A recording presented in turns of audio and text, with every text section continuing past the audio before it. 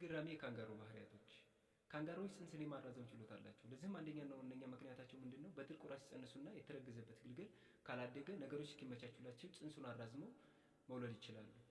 ሁለተኛና ዋነኛው ደግሞ በዚህ በጡታቸው አካባቢ ያለው ኪስ ነው።